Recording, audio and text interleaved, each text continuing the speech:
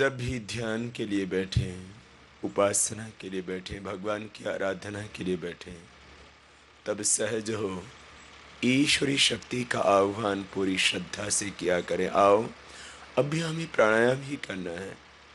प्राणायाम का एक लाभ दैहिक रूप से होगा, वह समान रूप से सबको प्राप्त होता है, परंतु प्राणायाम का दैहिक लाभ के अलावा जो आत्मिक लाभ है, जो आध्यात्मिक लाभ है और जिसका संबंध भी हमारे शरीर से भी बहुत गहरा है, उनको अधिक होता है जिनके हृदय में श्रद्धा होती है, जिनके हृदय प्रेम से भरे हुए होते हैं, समर्पण से भरे हुए होते हैं। आओ, दोनों हाथ घुटनों पर रख करके, आंखें बंद करके, एक एक श्वास के साथ भगवान की कृपा का एहसास यूं करते हुए कि प्रभु, ये श्वास तेरी ही कृपा से चल रही है।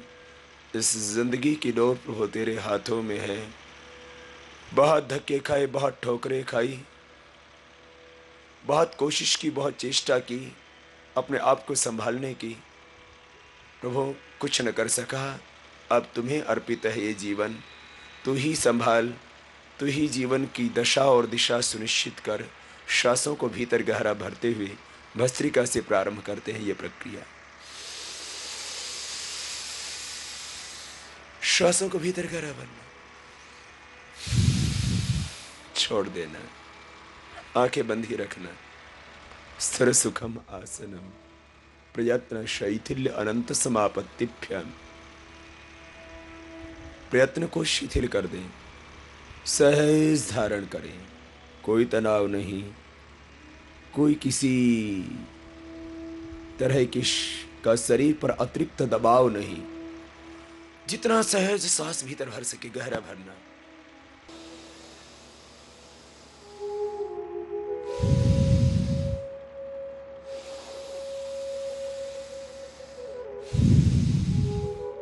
करो। ध्यान नाम जड़ता या मूढ़ता का नहीं है। ध्यान तो प्रखर प्रज्ञा का शिखर देता है। ध्यान से चेतना का स्तर उन्नत होता है। श्वासों को भीतर गहरा भरते हुए हम प्रज्ञा के शिखर पर आरोहित होते हैं। ये भस्त्रिका प्राणायाम सहजता पूर्वक करते जाना। 5-7 मिनट यही तो करना है हमें। और इस प्राणायाम को करते करते करते करते करते करते हम जुड़ जाते हैं अपनी ही चेतना से, अपने ही अस्तित्व से, अपने ही केंद्र से, अपनी ही आत्मा से। श्वासों को सहज धारण करते रहो, सहज धारण करते रहो। ओम ओम का ध्यान। प्रभु तेरी कृपा से चल रहा है जीवन, तेरी कृपा से चल रहे हैं सांस, तेरी ही कृपा से हृदय में गति है, मस्तिष्क में मति है, प्राणों में, नाड़ियों में स्पंदन है। सहज होकर के करते जाए। थक जाए तो धीरे धीरे कर ले, बस ऐसे ही 5 मिनट कर लेना। अति व्याधि विशेष है तो इसी का समय थोड़ा सा बढ़ा देना। ये भस्त्रिका प्राणायाम। अब कहाँ रहेगा हृदय रोग, कहाँ रहेगा माइग्रेन पेन, कहाँ रहेगी निराशा, कहाँ रहेगा अकेलापन। मिट जाएगा भय, मिट जाएगी भ्रांति, मिट जाएगी अशांति। आओ अब अगला प्राणायाम करते हैं। भस्त्रिका से ऊर्जा का संचय किया, अब कपालभाति से विसर्जन करेंगे। जो भी भीतर अशुभ है, विकार है, भोग, सबको बाहर निकालेंगे।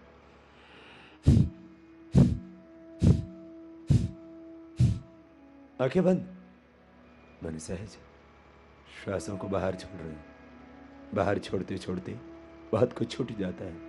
अंधेरा मिट जाता है, तमस छट जाता है, अज्ञान मिट जाता है। श्वासों को बाहर छोड़ते रहो।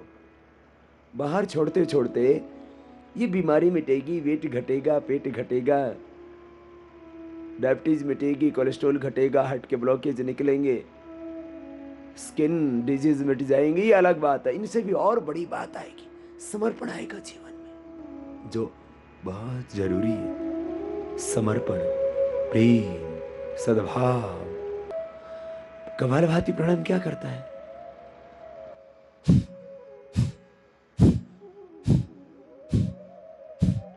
मूलाधार चक्र की शक्ति को ऊपर उठा देता है। वही मूलाधार चक्र की शक्ति बाहर बहती है तो वासना हो जाती है, उससे तेज घटता है, आत्मविश्वास घटता है। मैं कह रहा था ना, प्रेम तो आत्मविश्वास है, प्रेम तो साहस है, प्रेम तो शौर्य है, प्रेम तो संघर्ष। वो शक्ति जब घटती है तब क्या होता है? कमजोर पड़ जाता है व्यक्ति, घबराने लगता है व्यक्ति, डरने लगता है व्यक्ति। शक्ति जब बाहर बहती है तो ओज तेज नष्ट हो जाता है। तुम्हारा चांद जैसा मुखड़ा निस्तेज हो जाता है, उम्र ढलने लगती है, विश्वास टूटने लगता है, धैर्य कमजोर कम पड़ जाता है, अविश्वास पनपने लगता है। वासना सबको पता है तुम्हारी शक्तियों को नष्ट करती है, उसी से आदमी बूढ़ा होता है। कपालभाति से जब वो मूलाधार चक्र की शक्ति, कपालभाति जब करो ना तब मूलाधार में ध्यान करते हुए करना। मूलाधार से वह भीतर की शक्ति, वह शुक्र की शक्ति, ओरज की शक्ति ओज तेज बन के ऊपर उठती है, पूरे शरीर को प्रकाशमान बना देती है। ओजस्विता आती है, तेजस्विता आती है, आत्मविश्वास आता है, साहस आता है, बल आता है, पराक्रम आता है, धैर्य आता है, समर्पण आता है, क्षमा का भाव आता है, धर्म जागता है भीतर से।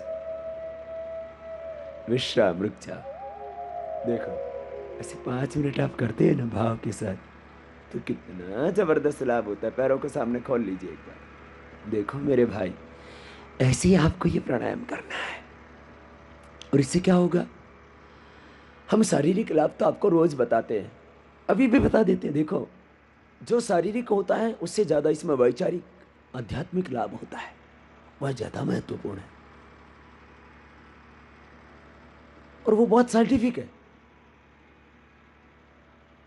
आगे पीछे दबा लो पैरों को, गोल भी घुमा लो पैरों को। हम यहां आपने देखा कि 1 किलो वेट तो कम कर देते हैं काफी लोगों का। थोड़ा सजगता पूर्वक करें और खाने में ध्यान रखें। हम इधर आपका 1 किलो फैट बर्न कर देते हैं। कितना? 1 किलो। लेकिन तुम और तो फैट ना खाओ, इतना तो तुम्हें करना पड़ेगा। अब तुम बाहर से भी उतना ही फैट खाते रहो तो बाबा क्या कर लेगा? प्राणायाम क्या कर लेगा? भगवान भी आ जाए तो क्या कर लेगा? अब तुम इधर करो कपालभाति और घर जाकर के 150 ग्राम तो क्रीम खा गया, 2 4 5 रसगुल्ले खा गया, 2 4 5 समोसे खा गया, 2 4 मालपुए खा गया घर जाके। तो फिर क्या कर लेगा बाबा जी? और प्राणायाम थोड़ा सा संयम करो। फिर देखो आपको हमने बताया, एक बार बटरफ्लाई कर लो। 1 दिन में आपका हमने 1 किलो तक वजन घटाया है, ये आपने देख लिया है। और किसी का तो 1 से भी ज्यादा। अब कहेंगे समझी मेरा तो 1 किलो कम नहीं हुआ, मेरा आधा किलो कम क्यों हुआ? तो ना आधा किलो माल और ऊपर से डाल लिया था, कम तो तेरा भी हुआ। थोड़ा सा संयम करो। देखो 1 ग्राम फैट को कम करने के लिए, 1 ग्राम फैट को कम करने के लिए जो है आपकी 9 कैलोरी खर्च होती है, बर्न होती है। हम आपका 1000 ग्राम फैट बर्न कर देते हैं, तगड़े तगड़े लोगों का।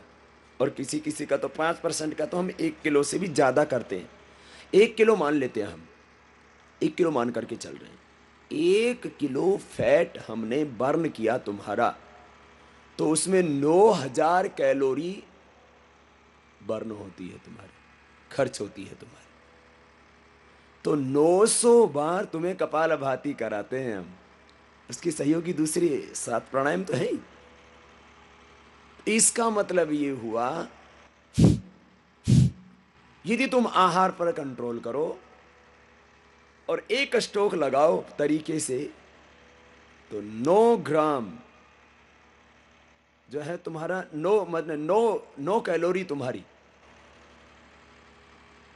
खर्च हो जाती है, बर्न हो जाती है। बहुत ज्यादा कह दिया है मैंने, साथ में सहयोगी क्रियाएं भी तो है ना, कपालभाति को मेन कंसंट्रेट करते हैं, 2 घंटे में तुम्हें परिणाम मिल जाता है।